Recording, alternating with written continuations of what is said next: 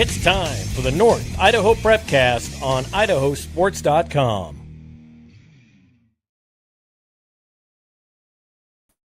Hey, what's up? Welcome in.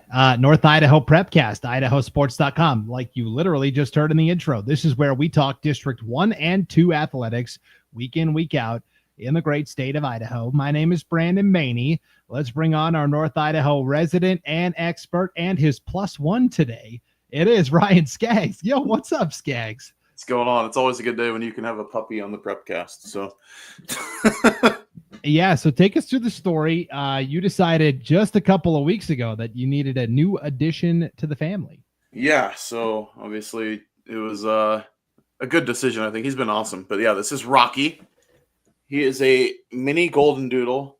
There's more poodle than golden, but yeah, he's awesome. So no, we figured that it'd be nice to have a furry friend in the house and stuff because we're so active and like to be outside and everything. So Owen's got himself some responsibility now too, which is another part of having it. So teach him some responsibility.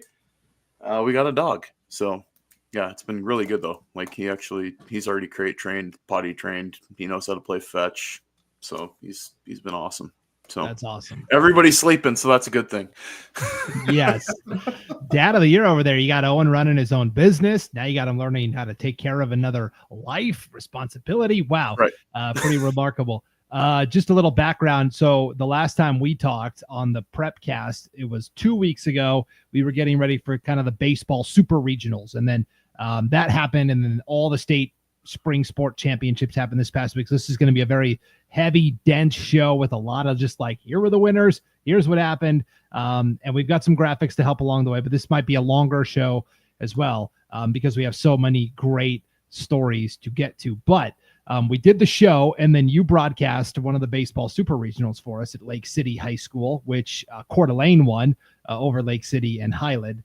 But as I was meeting you that Saturday to get the gear all set up and stuff, the first thing out of your mouth was, I got a dog last night.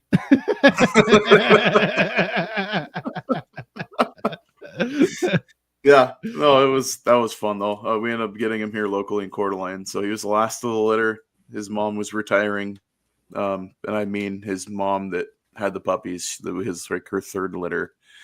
And so now she gets to live a long, fat, happy life, and we get the benefit. So yeah, it's been great. So, but yeah, that super regional was awesome. I mean, and I don't know if I've ever done a high school baseball or seen a high school baseball tournament.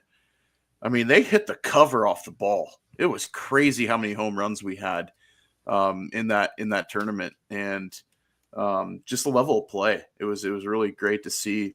Those youngsters, I mean, they showed up and showed out and had some great games. We also had a few blowouts, but I mean, Lake City looked really good. They just ran out of arms, and Coeur d'Alene came back in that decisive game and did what they needed to do to get the W. And they Colby Cooey came on in relief, and I think he was really the cog that got them over the top. Just get, I think he threw an inning in 2/3 and just put handcuffs on the lineup that have been just mashing the ball all weekend. So, obviously it didn't work out for him down at state for the Vikings, but, they punched their ticket and they earned it because Lake City gave them everything that they could handle. Yep. There was a lot of hand-wringing over this new format, and some people I talked to in North Idaho didn't feel like the best teams won the state championships, which I don't agree with at all. I think the right team at the end won. I think Middleton was playing as good or better than anyone, and I think Middleton earned it, like flat out. I'll just say it, like they got the W. There were a lot of number one seeds that didn't win, but that doesn't always mean that they were the best team. That's just what Max Preps thought was the best team. And anyways, anybody who won a championship earned it. Okay. Yeah. I don't want to hear anybody saying, oh, this team had an easy path to the title or this whatever. Hey, they went out and won it, and you just got to respect that. So yeah. I guess let's start with baseball since we're kind of already talking about it.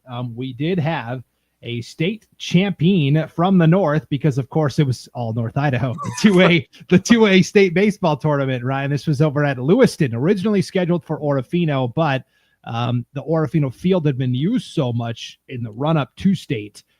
They decided to pivot, go to Lewiston, a fresher field. I think it turned out great.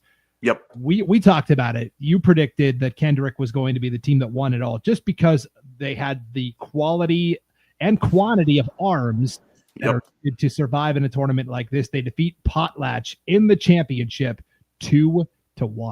Yeah, and I said that, Potlatch, if they got caught in an extra inning game, I think they were going to run out. And that's I think what happened. I mean, they had that 8-inning game with Troy in the first round, and Troy ended up getting the win 4-2. And I think it just it handcuffed them a little bit. They came back and obviously beat Troy 13-1. They were able to throw their ace, but I mean, they had all they could handle with Clearwater Valley. But Kendrick, with the offensive firepower they've got, we know they can hit, but we talked about they've got 5 solid arms. And, you got 5 guys that can go out and pitch in a tournament like that and go 3 straight games. It's going to bode well for you. And they obviously got the 2-1 win, and they won the state championship. And then doing that too, I did some research because I mentioned it, I think it was 3 or 4 weeks ago. If Kendrick runs the table, they're going to get a triple crown in boys sports.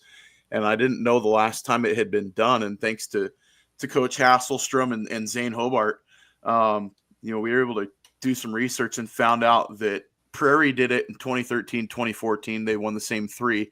Also in that year, Prairie girls won a state volleyball and state basketball championship. So 5 state championships in one school year. I don't know if that's been done. That is insane.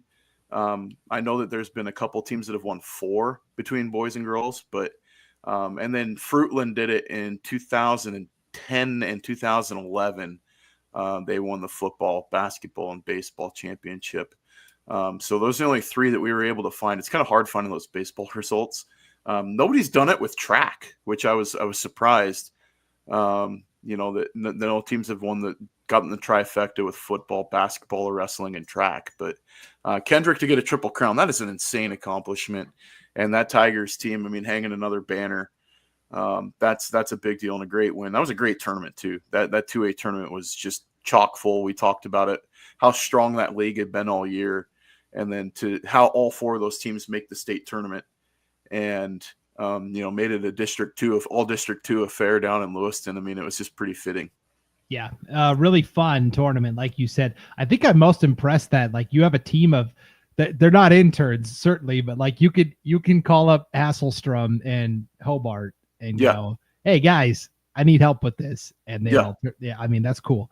I mean, I was using AI at some points trying to find history just to do the research for me too. And I was talking to Brandon Walton about it and everything too on X, and trying to find anything that we could. And we were able to find a bunch of teams that had boys and girls won a triple crown between the 2 of them, but we never found a team on one side. It was really difficult to kind of get that info. And Hass was like, "No, we did it. My football team won, that year in 13, and then basketball won in that winter, and then with baseball in the spring." But I think that's one thing, we've talked about. Obviously the Hall of Records in Idaho is a little bit difficult to get information for. And baseball is one of those ones that it wasn't a sponsored sport until this year. Correct. So, I mean, the IHSAA doesn't even track baseball records past 24, 25. Right. And I have started on that. With baseball specifically, I have basically all of the largest schools. I mean, the last 2 state baseball tournaments I covered, I started doing the historical prep, and because I was broadcasting, so I have all the largest schools all the way back to the 70s. And there was one tournament that even got rained out one year, in Idaho Falls. And then they were like, East Idaho could never host anything again. And then obviously that's not true. East Idaho did host one baseball tournament this year, but so I've got that. And then I have the research for the smallest schools, the 2A, 1A, going back to the late 90s, because I went as far back as when the last time a team from the South actually won, which was 1999, I think. Yeah. So I've got that data. I'm still working on compiling it.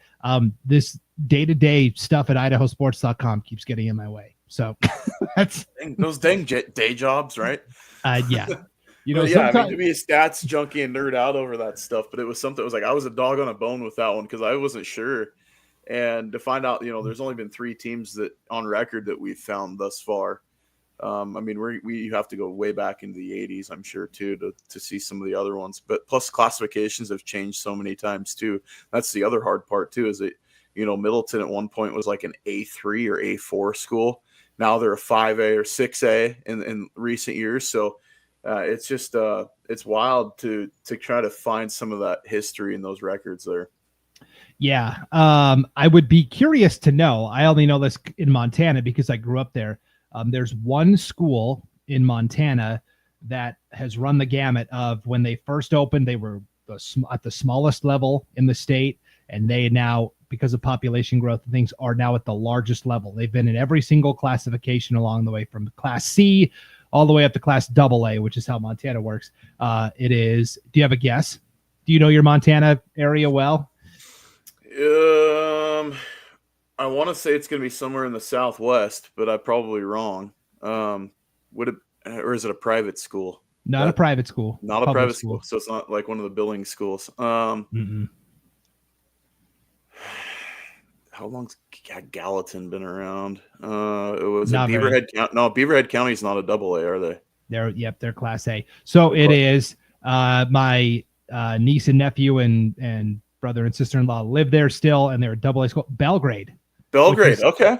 Basically connected to Bozeman at this point, and the area has just grown. So when Belgrade first opened as a school, it's just a little farming community, and making the drive from Belgrade to Bozeman was a big deal.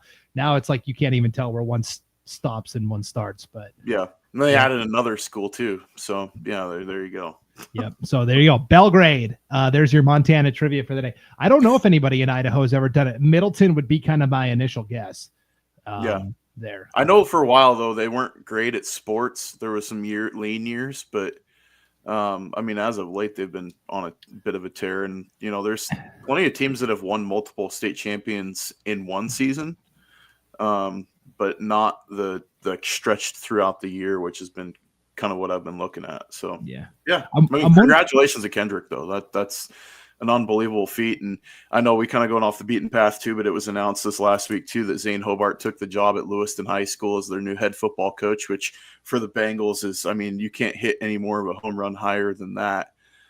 So congrats to Zane. And I know Kendrick is going to be a little bummed about losing. I mean, that's a family. We've spent a ton of time around that school and that program, and the kids were there was a lot of tears. Zane was telling me in that locker room when he told the kids that he was leaving, there was a bunch of tears, kind of like losing a family member. But I mean, that's a great opportunity for him, and congratulations to Zane. Kind of a football note during a baseball note, but no, definitely congratulations are in order for Zane Hobart. That coaching carousel spinning round and round.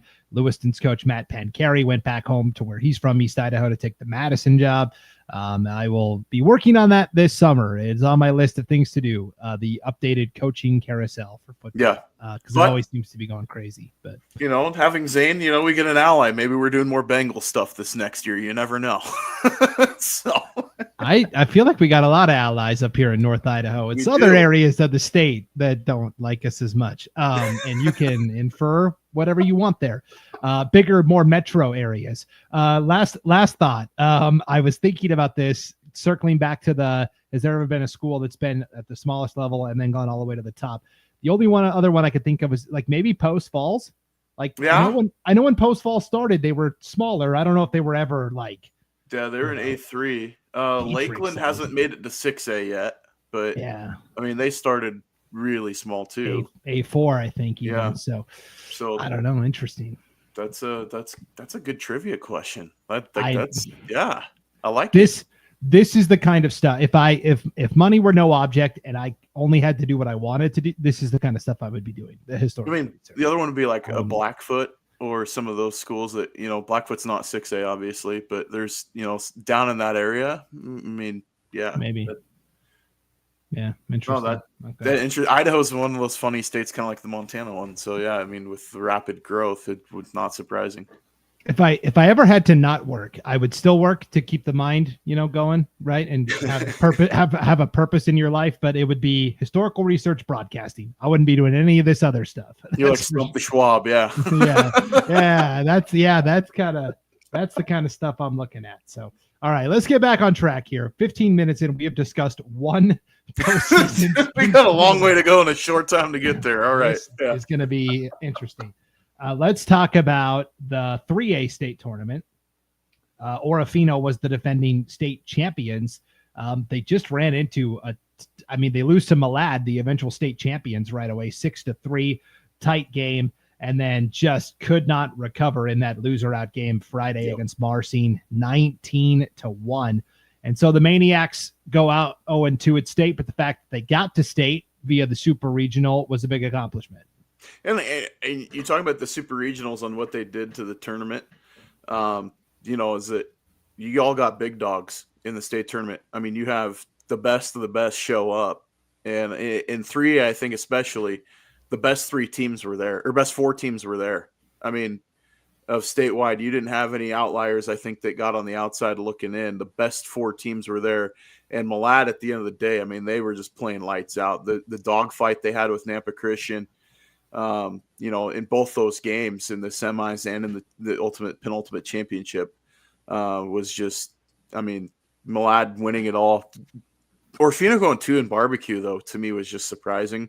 But Marcing was just playing on, man. And, I mean, that's really hard. They put themselves in a big hole early, and it was just way too much to come back. And I think there was probably a little bit of a let-up seeing that Malad game slip away. Yeah, that was a tough one for sure. The only other baseball team we had competing this past weekend, besides Orofino and all the White Pine League teams, was Coeur d'Alene at the 6A state tournament at Memorial Stadium, home to the Boise Hawks, technically in Garden City, Idaho, which is correct. I don't know the whole story there, but it's an interesting place.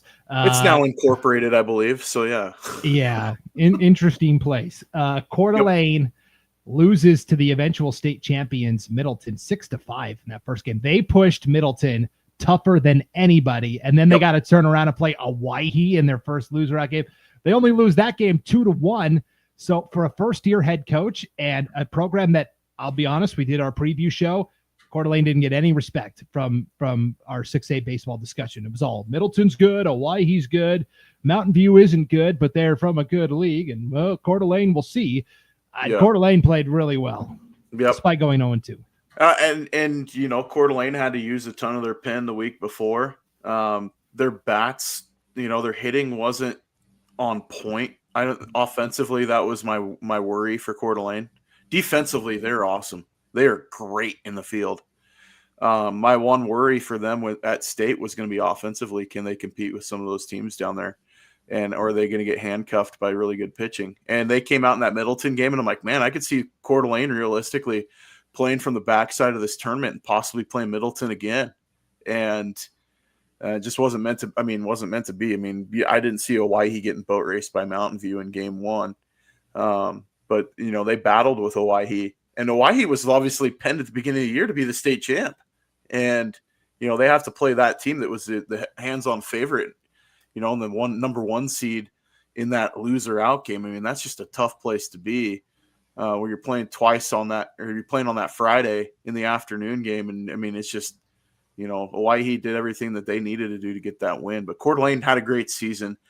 They got a great group of youngsters in that group. There's a lot of those guys that are going to be back, and they've got some great young arms. They've got some really good young talent.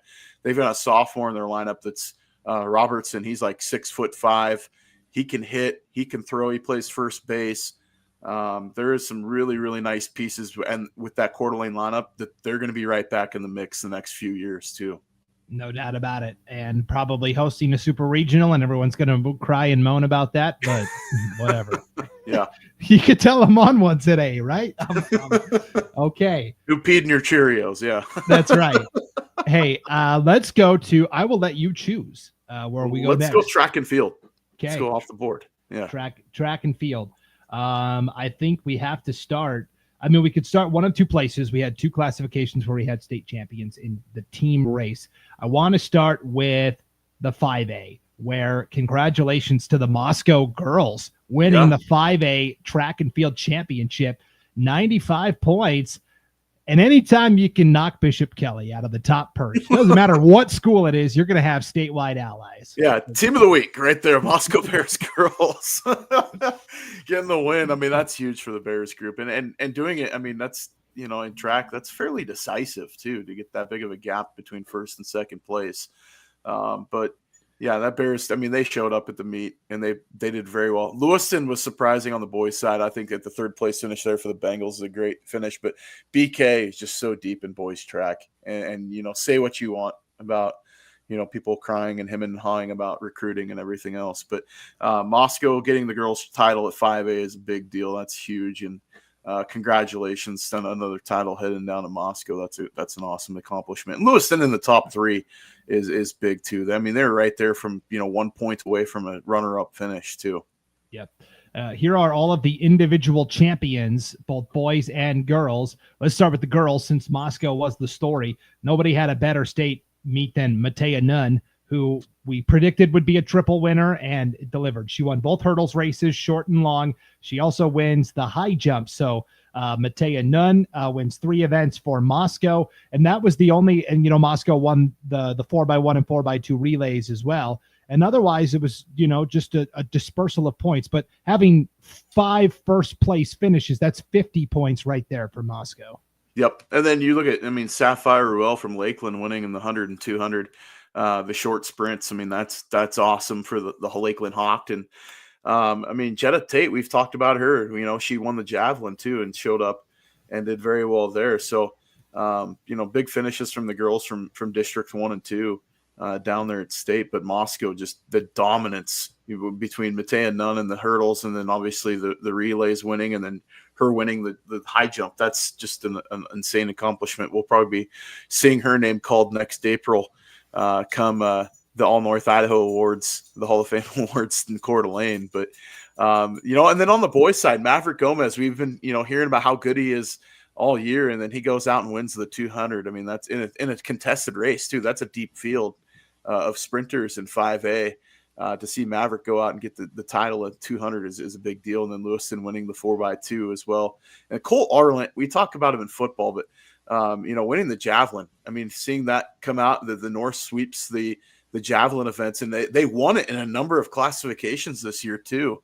That was awesome to see. So to see the Bengals up on top there too in the leaderboard, but obviously just dominate BK in the distance races, and then obviously in the long jump and triple jump, Owen Kane had a great job for BK. But that was an awesome job all around from, I think, 1 and 2 represented very well down at state this weekend. Yeah, I want to keep track of this as we go through every classification, how North Idaho did in the throwing events, because we saw it with Bart Templeman, who got inducted in the North Idaho Athletic Hall of Fame this year, and the premier Ironwoods throwing center that he has built up in Rathdrum. And so many of these athletes were under his tutelage. And Yep. So I just want to I want to track that. And then as we get to the end, I'll tell you how the throwers from North Idaho did. But the first 2 javelin champs in Idaho 5A history, as you mentioned, both from the North, Jetta Tate from Sandpoint, Cole Arlant from Lewiston. Okay, the next biggest story came at the 2A meet, where we knew it was going to be this battle between Logos and Prairie on both sides. We talked about, Logos won the White Pine, regular season meet. They won the district title. It kind of bore out again. A clean sweep for Logos, 150 points on the boys' side, just a dominant That's a blowout. Boat race, man. It's a blowout. Prairie a distant second at 56. And then on the girls' side, Logos at 112. Prairie, I'm still not sure they had the full lineup of athletes. I did not see Schumacher, excuse me. Yeah. And so you wonder how would that have affected it, but tip your hat to Logos. They get it 112 points on the girls' side there. Prairie takes second at 80 and 16, whatever that is, 1/6 because of the high jump and weird point. Well, and I know the statewide, those, fan boards and all that stuff on social media, they just poo-poo on the private schools. Nobody talks about their coaching and the culture within the programs. I mean, Logos track has been good for a long time. And same with, I'll throw Nampa Christian in there too. I mean, it's you show up with who shows up at your school, right? They're not recruiting. It's, it's a culture and an ability for this school to do what they want to do and how they want to do it. And they can only, control the controllables, and that's getting the best out of the athletes that you have. Well, it just so happens Logos is great at track, and their coaching is shows for that too, though, because they've had so many athletes go on to the next level. It's not just, they're showing up and they're handpicking these track athletes to come to their school. No, they're getting the best out of the kids that they've got in their program. And they do a phenomenal job down there. And hats off to the Logos Knights and their coaching staff. I know the effort and the work that goes into coaching high school athletics. It's not an easy job, especially in 2025. And they work, man. And, to see what they get out of their athletes is just nothing short of a phenomenal feat. And to win on both sides in boys and girls, I mean, that's not an easy task at all. And congratulations. Yeah, that's just a great meet. I mean, they showed up and they just absolutely dominated across the board where they needed to.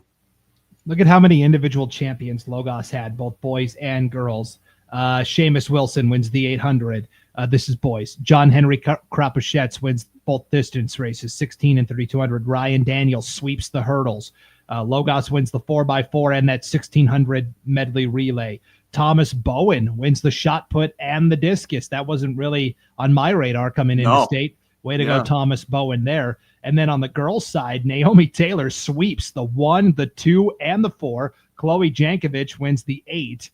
Logos wins 3 of the 4 relays, the 4x2, the 4x4, and the 800 medley relay as well. And so just that with Logos, I mean, that is 1, 2, 3, 4, 5, 6, 7 first place finishes on the girls' side. 1, 2, 3, 4, 5, 6, 7, 8, 9 first place finishes on the boys' side.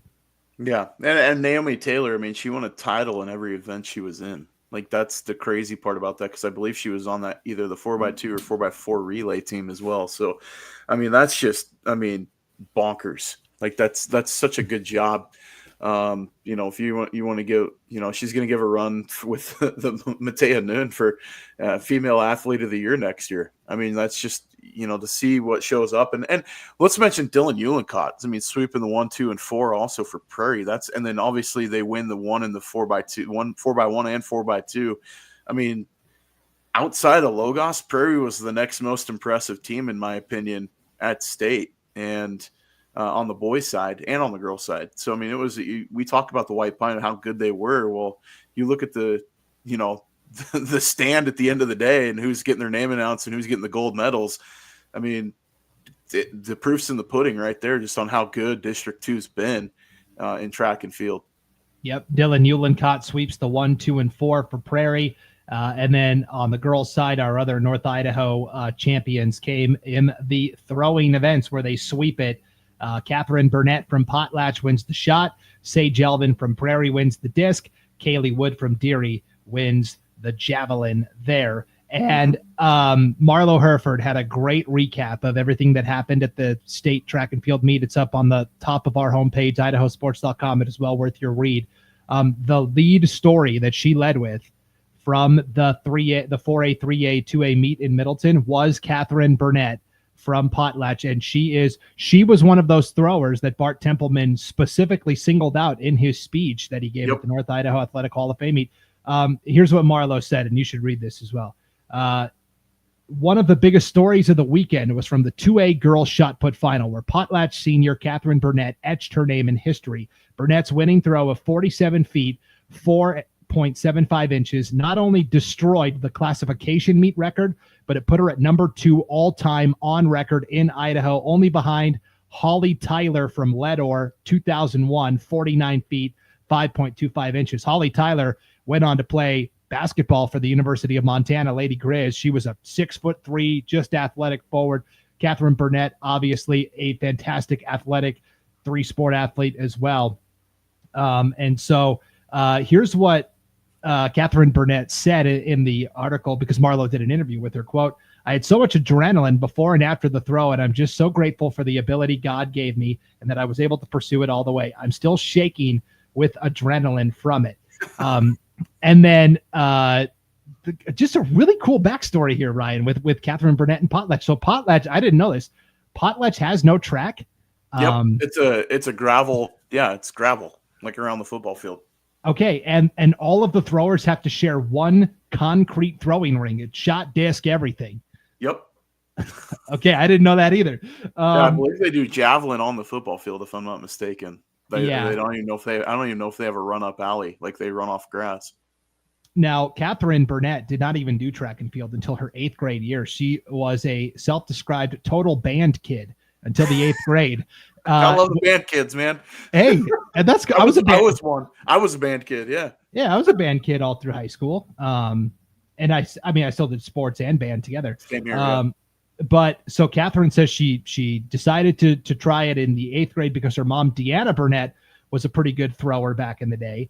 And so basically, Deanna's personal best from high school was 36 feet 6 inches. Fair to say, daughter has surpassed mother. And here's what Catherine said: "My mom is my coach, so I'm super grateful for her. I wanted to outthrow my mom, and my sophomore year, I threw 39. So my sophomore year, she was already outthrowing mom. That's pretty cool." That's awesome.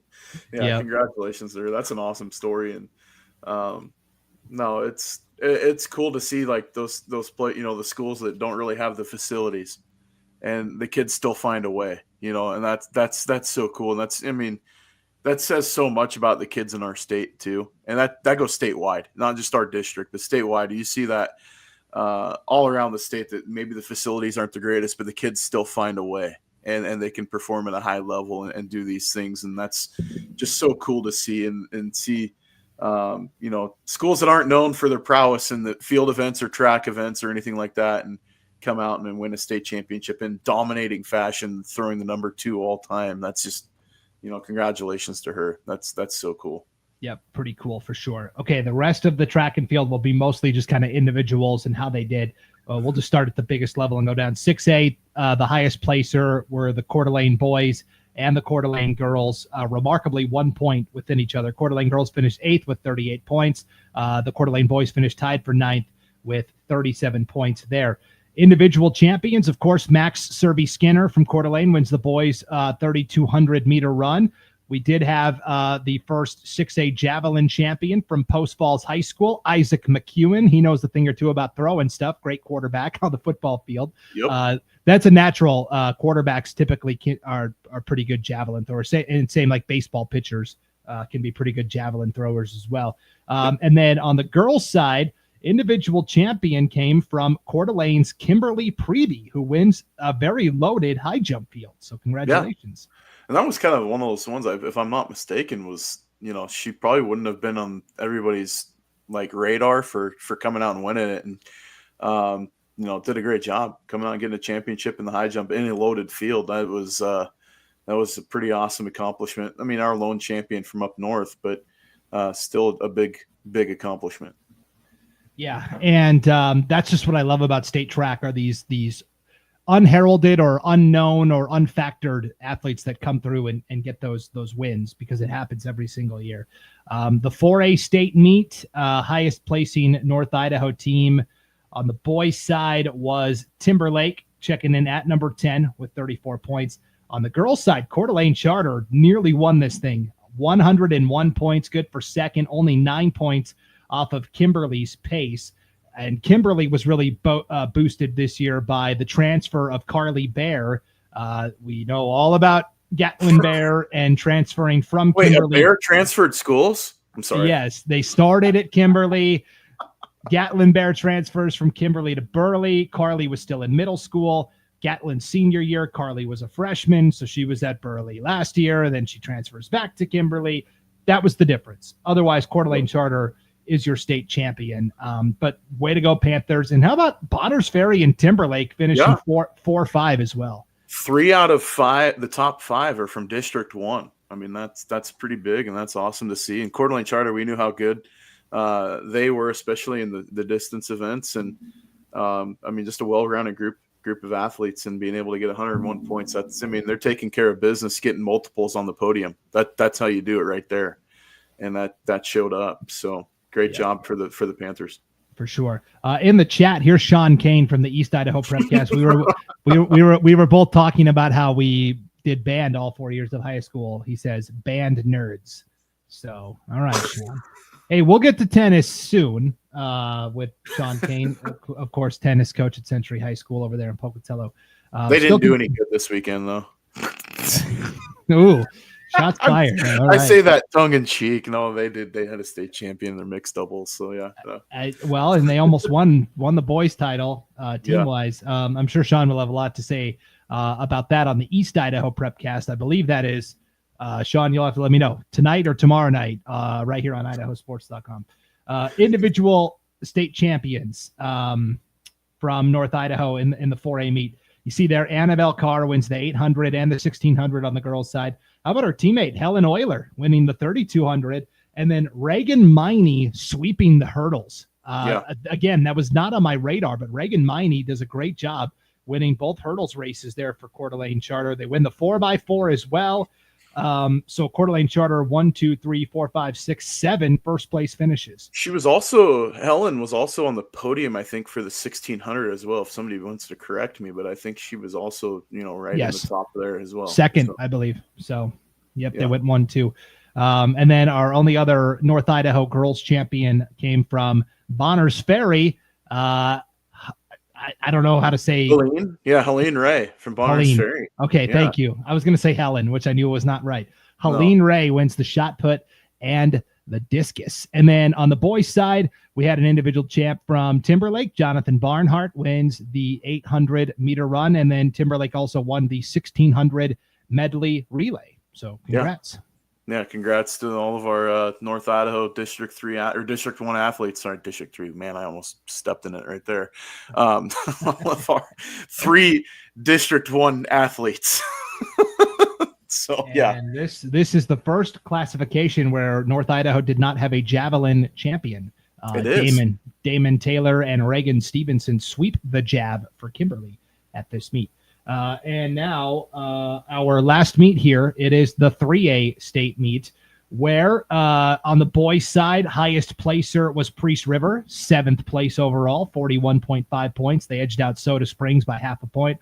St. Mary's took 9th overall. On the girls' side, our highest placer is not shown here because I only had room for the top 10. But we had some good individual champions from North Idaho at this 3A meet, and congratulations to Nampa. You mentioned Nampa Christian earlier. How good they are in track. And then Firth behind Kinsey Nielsen, who I believe is running Division I next year in Utah somewhere.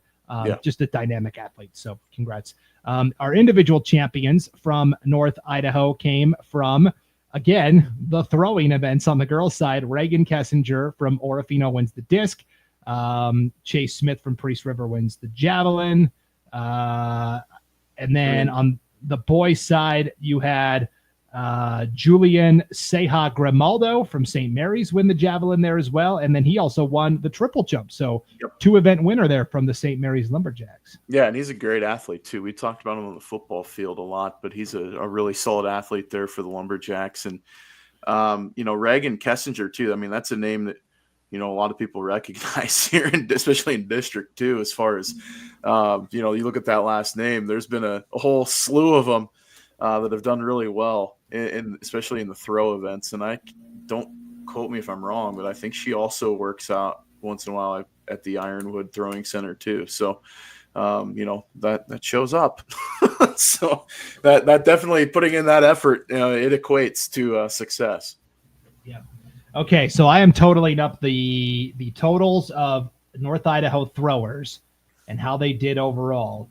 In the shot put, that was the weakest by far. Only 3 of 10 state champions in the shot put.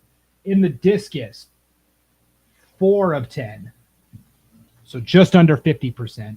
And then in the javelin, I mean, this is where it really takes off. 6 of 10. So over half, 60% of the javelin champions from the north. Yeah, so, I mean, we like to throw things up here, I guess. So all those kids that stand around throwing rocks in the lake or whatever, I mean, they equated to championships.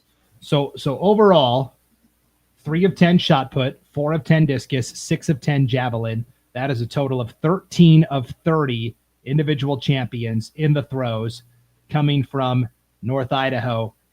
That's 43%. And if you consider that's 2/5. I mean, if you think about North Idaho as one of kind of 5 regions of the state or one of 4, 25%, they've almost doubled that. So That's pretty good. That'll equate. I mean, coaching says a lot about that too. I mean, these and the kids ultimately at the end of the day get the recognition, but there's a lot of coaching and a lot of effort that goes in on the back end as well.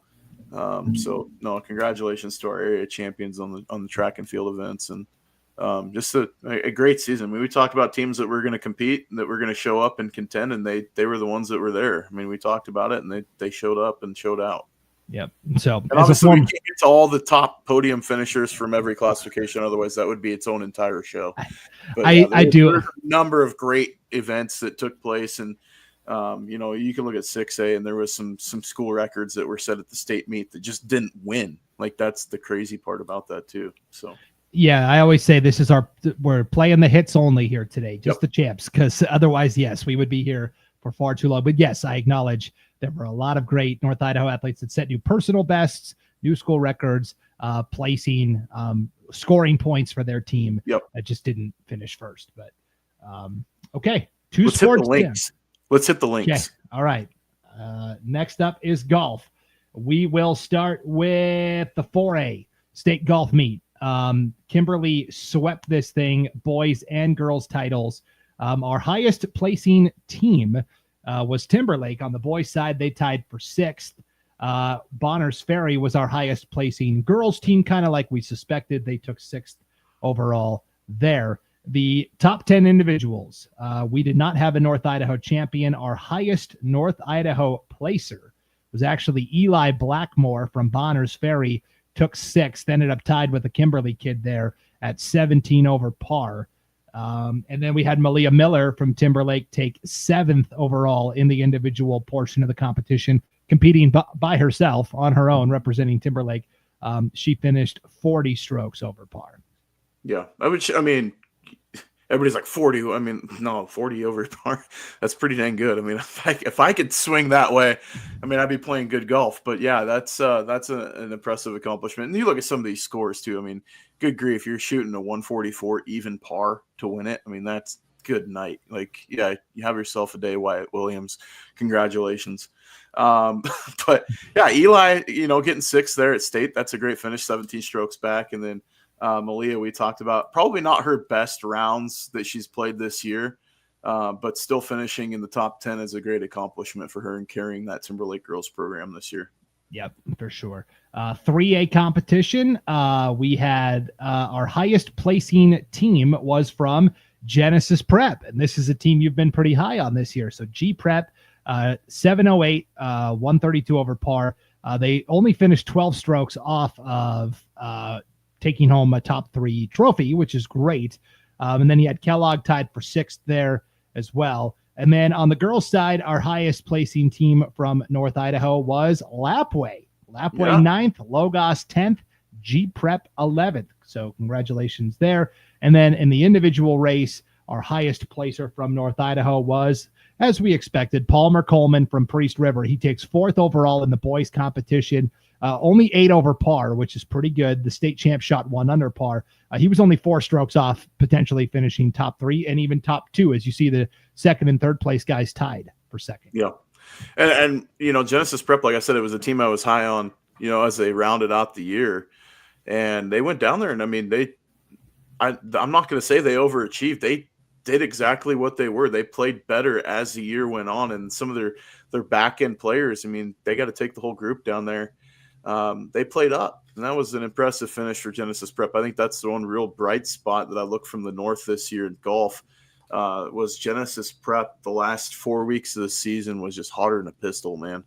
And they went down to state and played their tails off. That was a great job from that group, and I know that some of the kids that are on that team, I know a few of them, and they're just super stoked on the way that they were able to round things out in their some of them for their career, but just a great job. Palmer Coleman, finishing 8 over. That's good golf, man. That's really good golf. And when your champ is shooting under par, there's not much you can do in that situation. Right. We did have Ed Driscoll, the head golf coach at Logos, reach out to us, Ryan, just to talk about his team a little bit this year. They had 2 kids qualify for state as individuals from districts.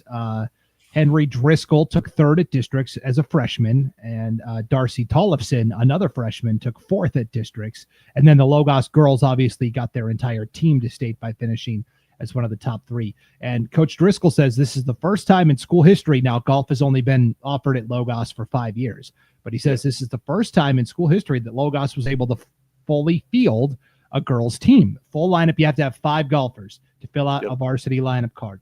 And so that allowed them to then qualify for state. He says golf at Logos is still pretty new. In the past, the golf team had anywhere from 3 to 7 kids total. This year, 16 players came out, 10 boys, 6 girls. Henry Driscoll took 26th overall at state. And then we showed it there. The Logos girls got 10th out of 12 in the team race. Again, Coach Driscoll says this is the first time that Logos has sent anybody to state in golf history in the program, and definitely thought it was worth highlighting. And we thought so too. So thank you for sending in that info, Coach Driscoll. Absolutely. And, I think that says a lot to do about, we talk about it in the wrestling side that USA Wrestling's done such a good job in the state of Idaho, preparing the youth programs like at the lower levels. And as they, mature through their programs, they've been getting some better and better golfers to come through.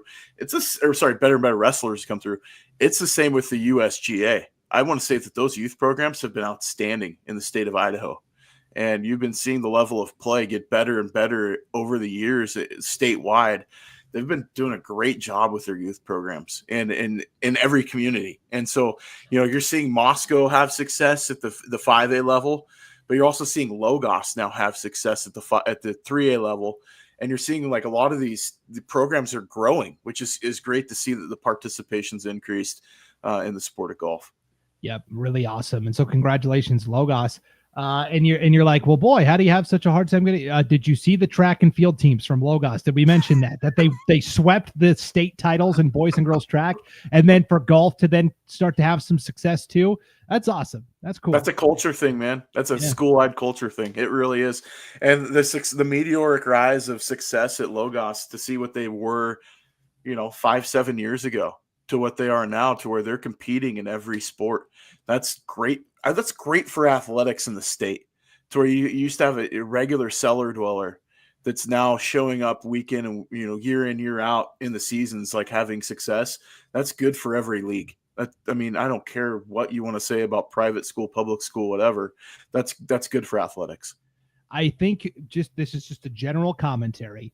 I think in general, over the past 5 or 6 years, really since COVID happened, there's kind of been a turning of there's been a yearning by a lot of parents to get back to a type of school and a type of culture that has God first, some type of religion first. And I'm not brushing public schools with a broad brush, but some public schools have really fallen off like what would be considered like what parents would want their kids to be learning and stuff like that. And so I do think that's why we're seeing this revival in not just Logos, but Coal Valley Christian down in Boise and like all over these Christian you could go to Lighthouse Christian. You could go to some of the other schools over in Eastern Idaho too. Like there's, I think as a whole, like the private school, like kind of surgence that's been taking place. We're seeing charter schools pop up left and right too. And it does say like it shares family values. And that's the thing. It's like you don't really have to look at the religious aspect necessarily as much as like what is a good old fashioned family value type of life that people live. You're going to see that more probably in the charter private sector than you would public school. And that's why we're seeing people gravitate towards those type of schoolings. And that's nothing, like you said, it's no knock against public school. Public school is doing the best with what they have and, what the rules state that they can and can't do.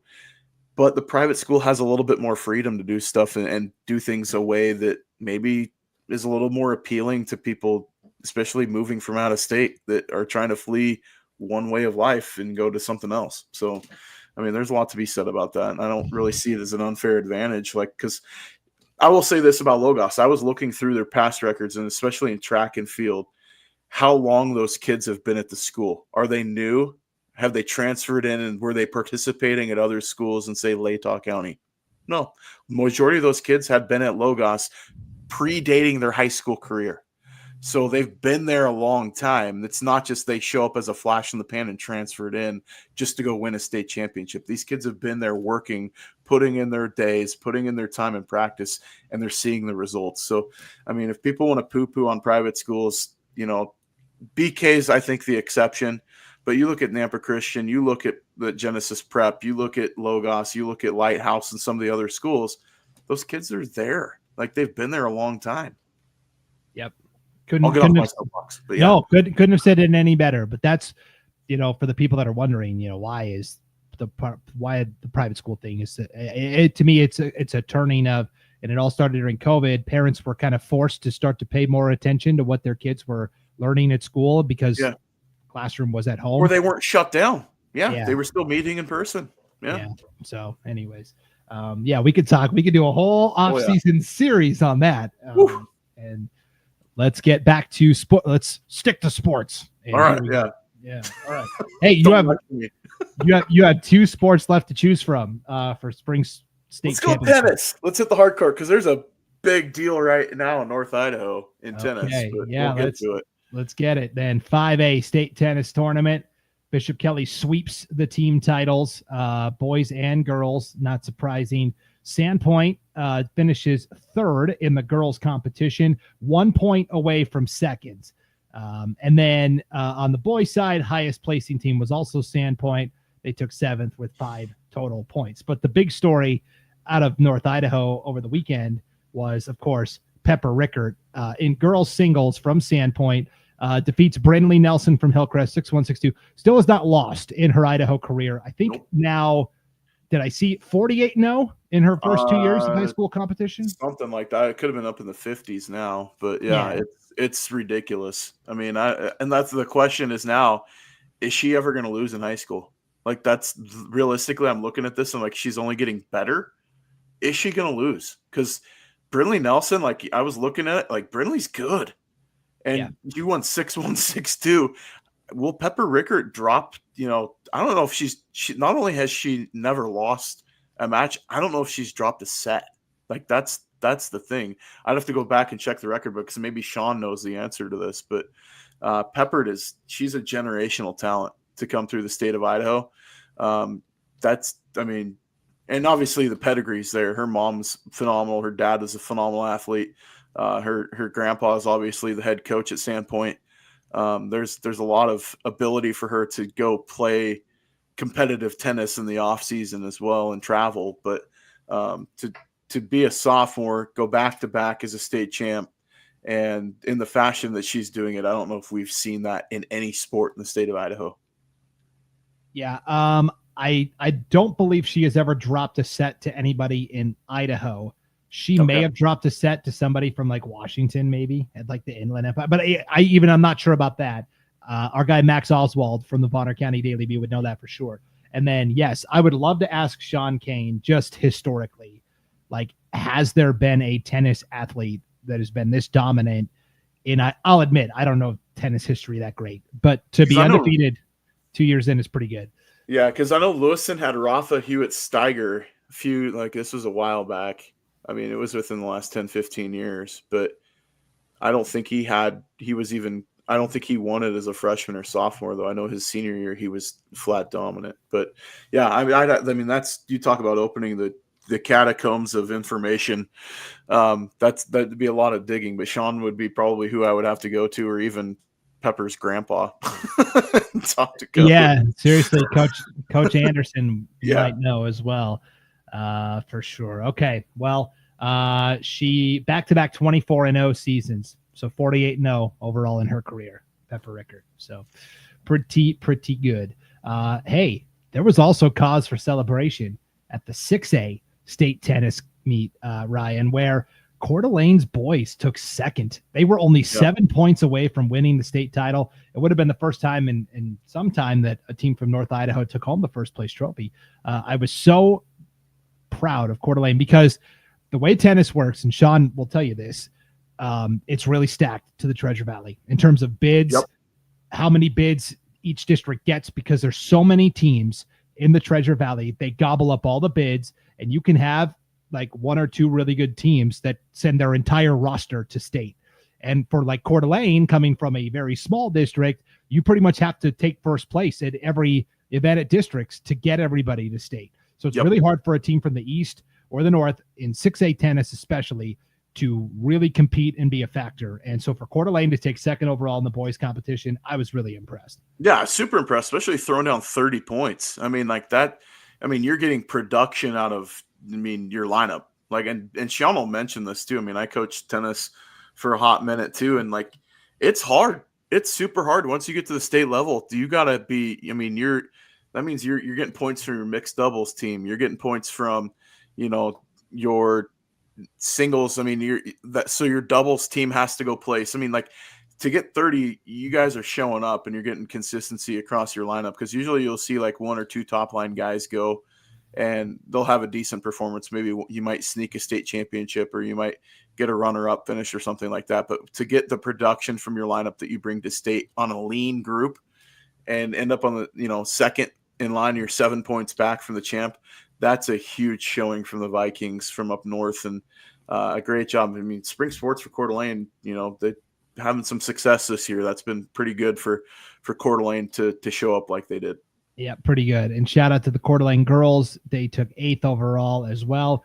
And really, the performance was bolstered by Connor Judson, your singles champion, defeats Randy Lee from Timberline 6-1, 5-1. So way to go. And then the mixed doubles team of Grant Johnson and Caitlin Combs from Coeur d'Alene finishes runner-up to the Eagle duo of Symes and Osborne. Yep. And then, and Sean will say, if you show his comment too, I mean, he saw it, and that was the thing. It was Connor Judson's run was awesome at state, and he just, he was dominant. I mean, I don't know if they gave out an MVP at state tennis or not, but I mean, that would be your vote right there from the boys' side. Connor Judson had a phenomenal tournament. Yeah, here's what Sean Kane said. Judson, unreal run, and the Coeur d'Alene mixed doubles team, the margins were super small. And like I said, for a team from the North or the East, you got to win on the margins if you're going to win overall. So it's like, as we say in wrestling, you got to win in the blood rounds to get those titles. And that's where Coeur d'Alene was showing up. Yeah, for sure. So congratulations there. And then we did have 4A tennis. Coeur d'Alene Charter took 4th overall on the boys' side. Coeur d'Alene Charter took 5th overall on the girls' side. But I love the smaller schools. The cul-de-sac of the half point. Look at that. I know. Like at the bottom of the top 10, like Orofino taking 9th, Grangeville taking 10th on the boys' side. And then look at the girls. Clearwater Valley took 7th. Clark Fork took 9th. Cul-de-sac. I don't even know any other varsity sports that cul-de-sac competes in anymore. But half a point. No, that's what I was thinking. I'm like, cul-de-sac. I'm like, when was the last time I saw cul-de-sac on anything at state? Yeah. And I was like, I didn't even know if they competed anymore, and they just sent all their kids to Lapway. I want to say that there's only like 19 kids in the entire school, but to get a half point, that's awesome. And then Orofino, they had a kid that showed up pretty well too. I mean, it was Potratz was his last name, but went down to state, and I think he took 5th if I'm not mistaken. So just that's awesome to see the smaller schools showing up on the points line. That's great. I would, and here's why I bring this up. And then if you look at the individual champions, just quickly, we didn't have anybody from North Idaho win anything. A lot of Weiser, Fruitland, which makes sense because they were the state champions. What I love about this is a lot of small schools that I know in other states like Montana, Nebraska, because a lot of time, like with cul-de-sac, it's probably one player that wants to play tennis, right? We even had a story about girls wrestling earlier this year at Garden Valley High School down in District 3. There was one girl that wanted to wrestle, and Garden Valley said, tough. We're not going to support funding all of this for one athlete. Now, you can go fundraise the money if you want to and compete, but we're not going to help you. Yeah. I think our North Idaho schools really do a great, like Clearwater Valley, Cul-de-sac, obviously, even Clark Fork.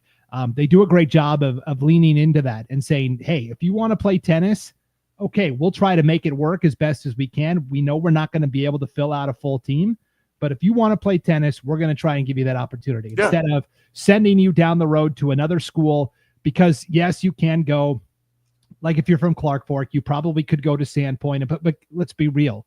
A kid from Clark Fork probably isn't cracking the lineup at Sandpoint, in tennis, unless you're like an otherworldly talent. So it's just giving them an opportunity. And that's where the North schools in particular really have that buy-in to help their athletes. And it helps the wrong word, provide the opportunity for their athletes. I don't see that always in other parts of the state. And we've been seeing it. We see it in like swimming is another place we've talked about it on the show, like with Wallace and, some of the successful swimmers that they've had. And Ian Schwecke at Kendrick and wrestling, like going down and placing the top 3 at state there. I mean, it's when there's a will, there's a way. And you see a lot of these districts, they're like, hey, if there's a kid that wants to do this, like we're going to create an avenue for that to take place. And that's awesome to see. I mean, that's cool. And so for Cul-de-sac to show up in anything, that's rad.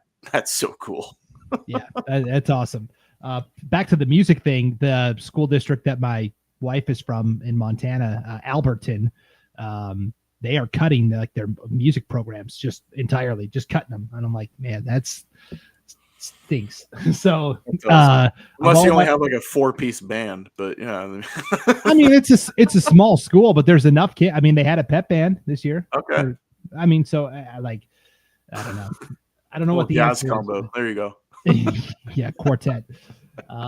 Okay, that means our last sport is softball. I think we got to start with the small schools again. Congratulations to the Potlatch Loggers, your state softball champions at the 2A level. Scaggs, they beat Genesee in the title game 10-7.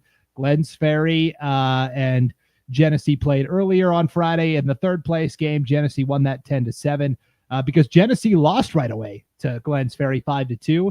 Had to battle their way back. Clearwater Valley ends up taking 4th overall. As I was driving home on Saturday, we were climbing the hill to Highway 95, and I passed the Potlatch bus, and they had already written on all the windows, state champions 2025. I loved it. That's awesome. Yeah, and to beat, league foe and Genesee and a defending state champ and a great program. I mean, that's a huge win for the Loggers. That's so cool to see them win and beat Genesee doing it. I mean, you wanted to have the best matchup, and Glens Ferry, clipping Genesee early on, and then Genesee coming back and beating Garden Valley in a tough game, then beating Clearwater Valley, then coming back and winning the rematch over Glens Ferry. I mean, they had to scratch and claw and fight their way just to get to that championship game, and then just ran out of gas. And Potlatch, I mean, did what they needed to do. They showed up. They won 13-3 in the first round. They beat Glens Ferry 6-5. And then defeating Genesee 10-7 in the championship to take home the title. And that was, a contested league match as well. I mean, like we saw that all year. Those two teams were going back and forth and into the district tournament too. And Potlatch ends up taking home the state title. That's a big deal and awesome for those girls. Yeah, this was the tournament that I was broadcasting for IdahoSports.com, 2A state softball. And Genesee in the first loss to Glens Ferry, and then that 8-7, like they had to walk it off in the bottom of the 7th against Garden Valley, a team that, no disrespect to Garden Valley, but Genesee probably beats them by double-digit runs 9 out of 10 times. But Genesee just left a lot of runners on base in those first 2 games at state and couldn't get them in, couldn't get them to second, get them to third, couldn't get them in.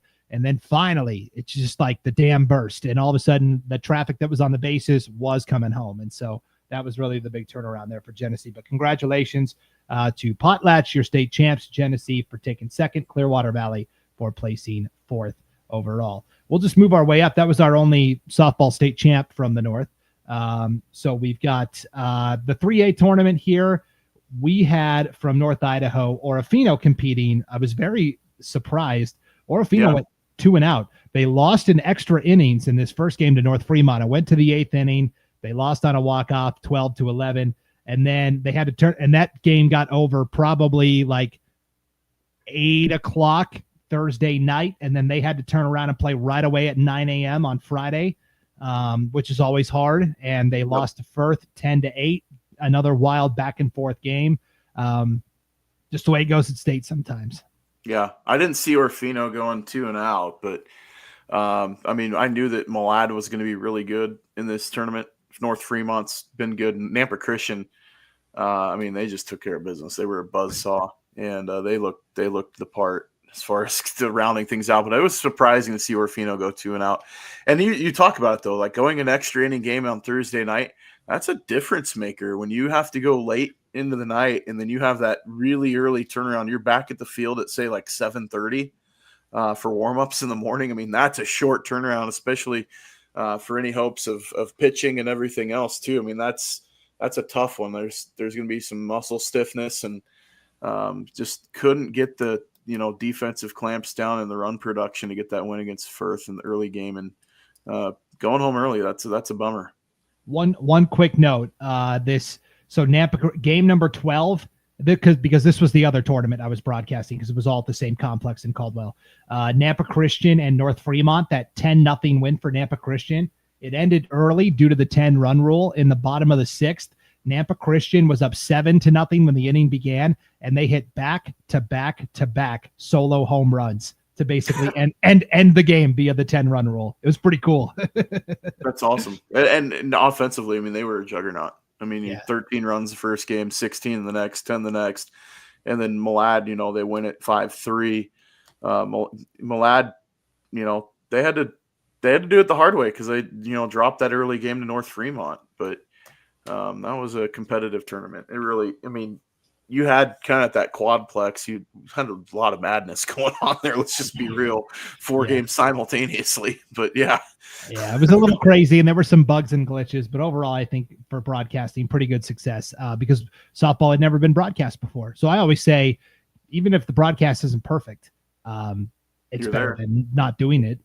So anyways, I have an easy fix for that Orofino problem, if you'll allow me. I mean, we've already gone past the hour mark here. This is going to be our last show of the season. So if you'll allow me to, I have an easy fix for that Orofino problem, where they played late Thursday night, then had to turn around and play Friday morning.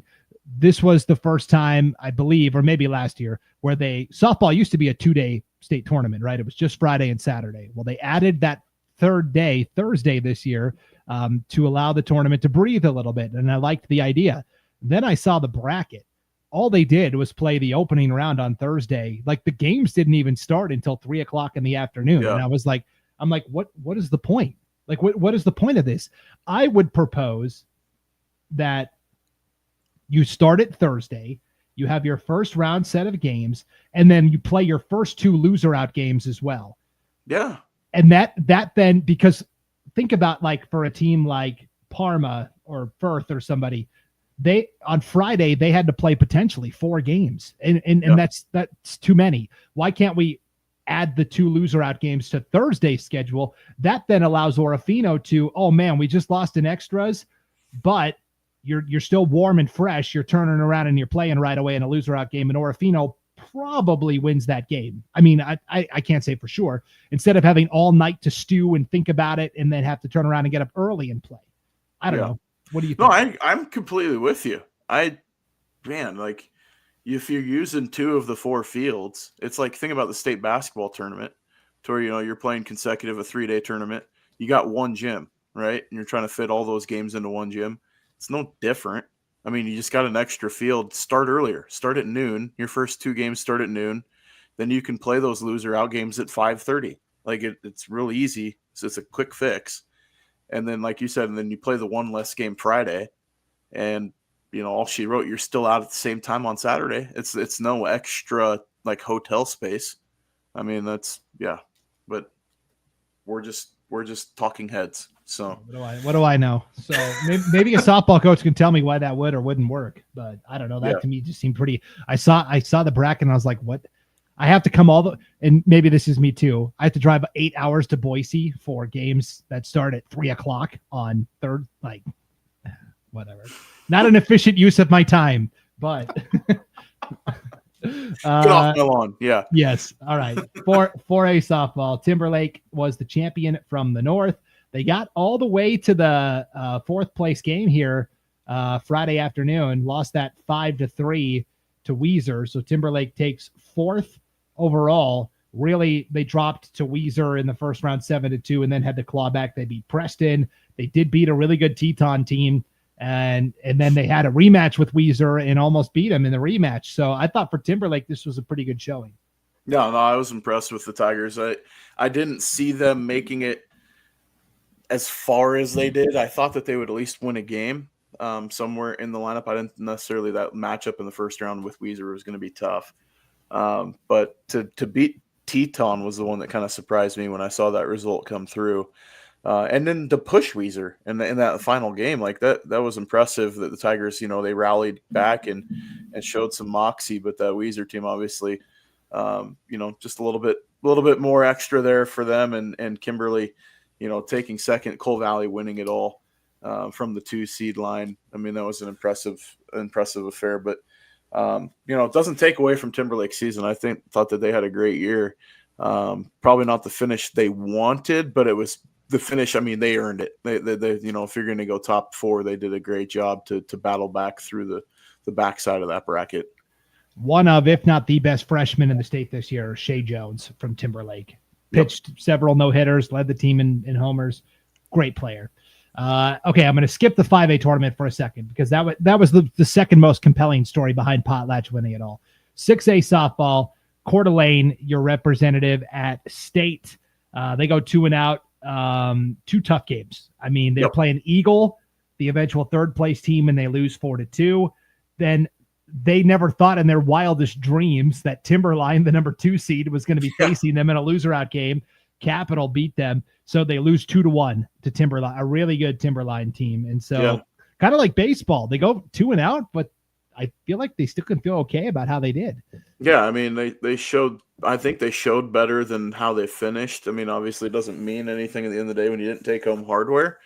But, you're playing the 3 seed and the 2 seed in back-to-back games, and you're losing, by a total of 3 runs. I mean, if you told Coach that, she'd probably tell you, you're crazy. But and this is just, I mean, it's a great season. It doesn't take away from what they did. They had a great year. It's just not the finish they wanted. I mean, I think that Viking team could have, if they had a more favorable seed or things shook out a little differently, if they had gotten Capital instead of Timberline, I still think that they would have beat Highland. I mean, they could have finished with some hardware, but that's not how things went for them. And, that's the unfortunate way the ball bounces sometimes. It's the way she goes. So, and then finally, to wrap up the 5A state softball tournament, Lewiston was an afterthought coming into this thing. Yeah. The 6th seed overall. They had a really dynamic offense. The pitching had not always been there.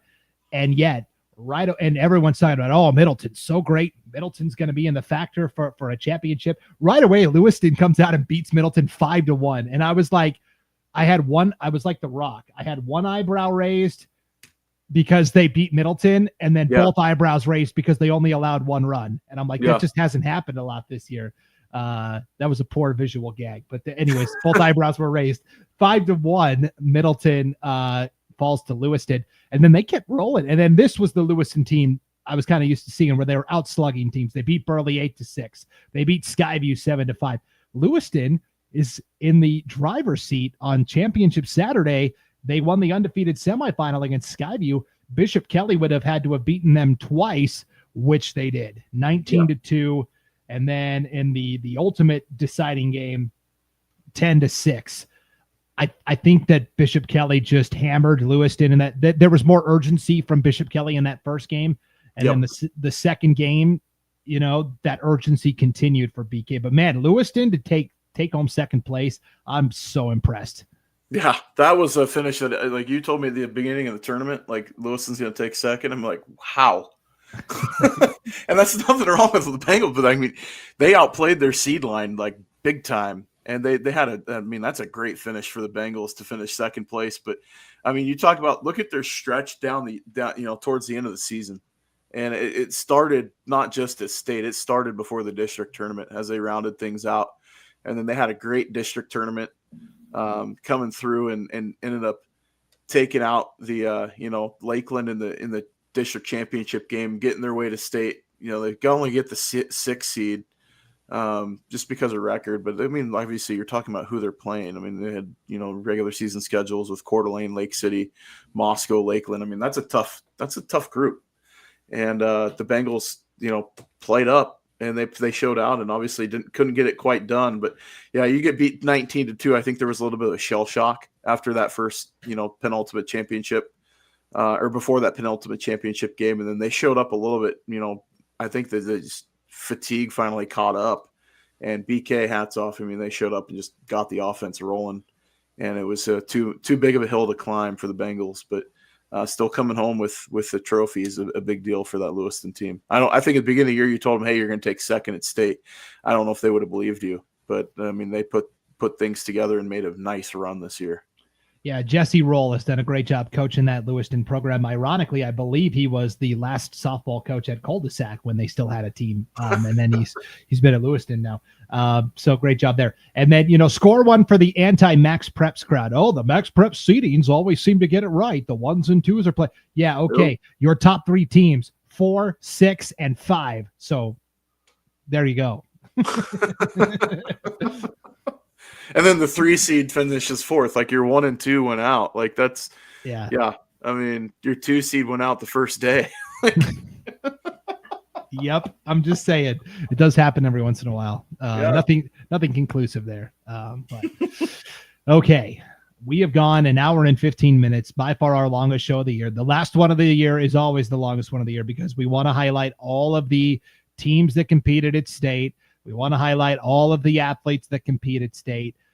It's not like fall where each sport kind of gets its own championship weekend. It's like nobody ever looks at the calendar and plans out a good way to do it. They're just like, oh crap, it's the last week of the school year. We've got to get all the championships in. Here they are. And so that always makes this show super long. But Ryan, we really have appreciated you doing this now for 4 seasons on IdahoSports.com. I know I'm graduating now. Yeah, right. You're going to be like some of these college basketball players that are suing the NCAA for a 5th year. It's like, give me a break, man. You're done. Move on. No, I know our contract negotiations are going to be hot and heavy this off season. I heard you got Scott Boris lined up to represent you. So. Yeah, I've got. I got a big couple of requests in the off season to be met. So I require a trailer now for every appearance. I'm gonna have makeup. Yeah, hair and makeup right out in the trailer. That's right. But all kidding aside, it's been an absolute blast to do this with you. 4 seasons in and still going strong. Off-season content. Last year we did some off-season interviews. I got to be honest. I need a break. Yep. So I hear you, dude. It's a long run. You and Paul and all the other guys here at Idaho Sports, there's a lot of time and hours and miles and effort. And you guys have lives outside of this too. And so, I mean, I get that. And this show doesn't exist without the kids. I mean, let's be real. We got nothing to talk about without them. So I want to thank the kids and the athletes and the families and communities and just all the great people that we get to meet. And the relationships that we get to build because of doing this. I mean, and it's something that, flap my gums for fun.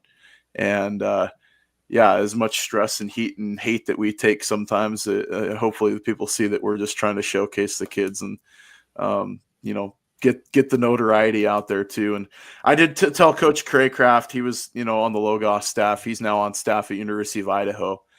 So like another note, but yeah. That I'd give them a shout out because they're doing summer camps and they've got prospect camps and they want some 8-man guys out this year. So their prospect camps are going to be June 20th, 25th, and 28th. So if you're interested, you can go to the University of Idaho website for football. You can click that camp link.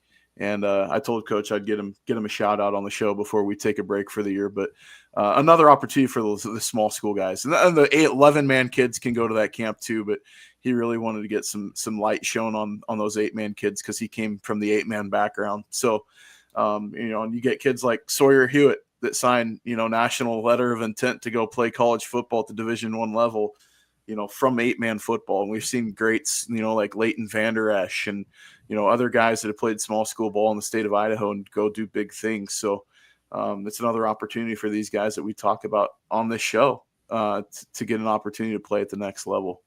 Absolutely. I couldn't have said it better myself. So 25th, 28th, 20th, 26th, and 28th of June are their prospect camps. And they also have lineman camp on the 21st and then their team camps as well. But an awesome opportunity for these youngsters to get a chance. And sometimes it starts as being a walk-on and you can go do some awesome stuff and find playing time. Matthias McLean from Priest River, started as a walk-on, or he started, low man on the totem pole at Idaho, and he's getting playing time here and there. And So there's these guys. It's your chance. Sometimes all it takes is just getting a chance, and so go do big things, and hopefully we did a good enough job this year of showcasing the athletes in the communities and the schools. And, ultimately at the end of the day, it's like I said, it doesn't happen without the kids. So, you can thank me all you want, but it's just an opportunity to highlight the kids that do so many great things in this state. Yep. That's why we do it. Shine the spotlight on those kids, those athletes, those coaches that are doing great things in our communities all throughout 100%. North Idaho. So off season, we're going to take a break. We're not going to have any episodes or anything like that. We'll have some written content online at IdahoSports.com. And of course, throughout the summer, we'll be adding in the fall schedules. So you'll still want to be checking in. There's some empty spots on that coaching carousel still, especially one with a 4-time defending state champion team that hasn't named a head coach yet. So yes. And we'll see what happens. and of course, we'll have our football statewide previews starting up in the summer as well, July. So a lot of stuff still happening at IdahoSports.com. This just gives me an opportunity to not have to talk so much. So we will take a break from the North Idaho Prepcast. We will be back in August to get you ready for the 2025-26 school year. But until then, for Ryan Scaggs, I'm Brandon Baney. For one last time in 2024-25, thank you so much for tuning in to the North Idaho Prepcast on IdahoSports.com. Enjoy your summer, everybody. We'll see you back in August.